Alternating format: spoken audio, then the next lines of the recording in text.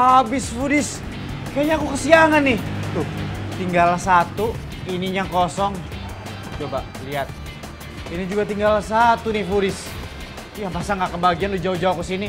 Ntar aku mau tanya sama yang jual. Foodies, ngidam jajanan pasar kue subuh tapi bangunnya kesiangan mulu. Aduh, bye-bye deh tuh ya kue-kue basah yang lazis dan menggoda. Tapi nih katanya ada warung di Ciputat yang jual aneka kue jajanan pasar lengkap tapi bukanya sampai siang. Wih, mantep punya nih. Bu, ini udah habis semua ya, Bu? Iya, udah banyak yang habis, kesiangan masnya. Ya, saya tadi padahal pengen penasaran sama pastel sama risolnya loh, Bu. Tapi tenang, kita buat di sini, goreng di sini juga. Mau lihat? Bisa nih, bisa digoreng lagi? Bisa dong. Mantap, Bu. Ibunya baik banget. Mau gorengin yang baru pas. Lagi anget-angetnya. Ayo kita ikut. Yuk.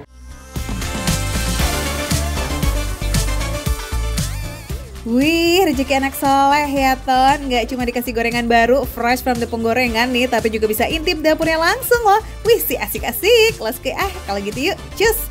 Warung Burung ini memang jualan aneka jenis kue jajanan pasar foodies, tapi yang paling spesial dan jadi jagoan adalah pastel dan risolesnya.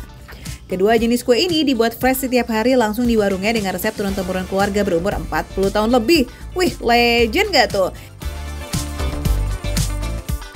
Nah, ini yang bikin pastelnya Ibu Eka juara adalah isi-isiannya ada kentang, ada ayam, sama rempah-rempah yang ada di sini. Ini aja belum digoreng lagi nih, tapi enak banget ya Bu ya. Tau nggak foodies, setidaknya 1000 buah pastel diproduksi setiap harinya. 1000 loh ya guys, dahsyat kan? Mulai dari bikin adonan, sampai mengolah isian yang ditumis-tumis nih, sampai reng goreng-goreng dilakukan sendiri. Wah, seniat itu ya, sampai-sampai tuh Burung punya cetakan pastel sendiri loh foodies. Ayo kepo kan, kayak mana tuh bentuknya? Kalau biasanya nih, pastel kan pakai dicubit-cubit karena pastelnya nakal, dicubitin. Nah, tapi kalau yang ini udah ada cetakannya foodies. Dikirim langsung dari Jepara. Ini cetakan interlokal. Jepara sampai ke Jakarta. Tempel adonan kulitnya, masukkan isian, tutup dan tekan-tekan. Lanjut rapikan pinggirannya, keluarkan dan jadi deh. Tinggal digoreng aja kalau udah begitu foodies. Tapi nggak cuma unik loh, cetakan khusus pastel ini juga bikin pembuatannya jadi praktis dan satset-satset. Gak heran ya kalau dalam hitungan jam, 1000 pastel selesai dibikin. Wih, mantap.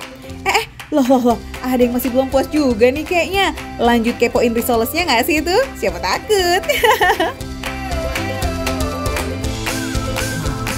Caranya gitu nih foodies.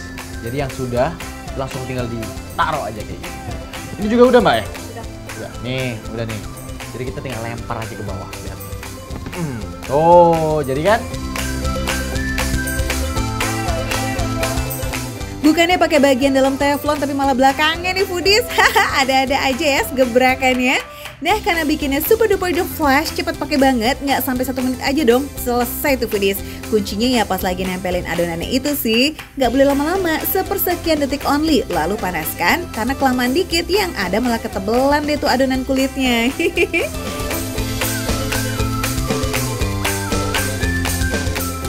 Gak usah pakai lama, kita langsung cobain. Kita bermula dulu dari yang mentai, tuh sampai lumer-lumer. Khusus yang risoles ini emang punya 3 varian rasa. Ayam sayur yang plek ketiplek kayak isian pastel, ada beef mayonnaise dan juga mentai yang jadi juara umumnya. Nah, si best seller alias mentainya ini emang punya tekstur yang klemer-klemer gitu loh foodies, yang artinya tuh luber isiannya. Ada saus mentainya dan juga mayones di dalamnya. Rasanya tuh gurih, lebih cenderung ke asin. Dan ada pedes-pedesnya gitu foodies, jadi menarik dan enak banget.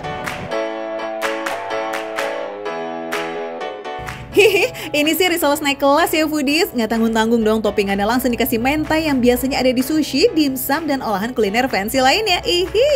Nah, kalau yang beef mayonnaise ini meski sama-sama creamy, tapi untuk rasa emang sedikit lebih manis karena campuran mayonaise-nya yang jadi isiannya.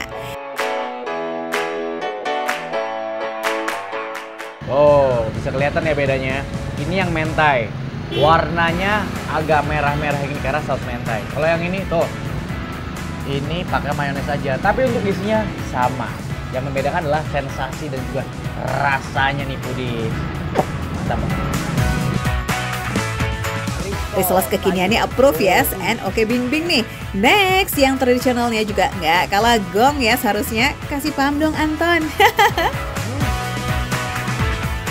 Manis, gurih, ayamnya sangat kerasa dan potongan tuh lumayan.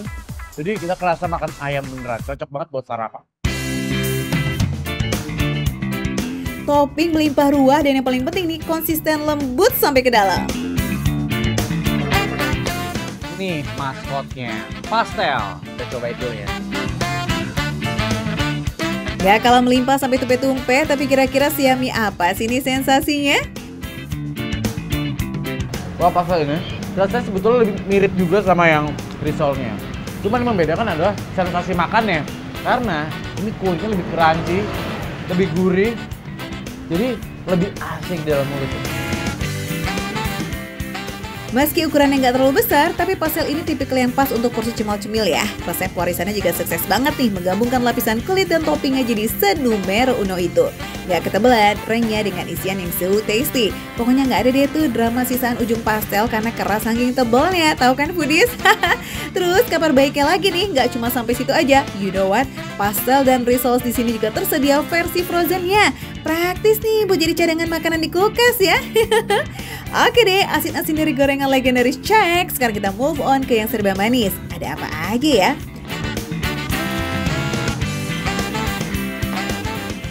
Ada roti srikaya, ada bolu ya.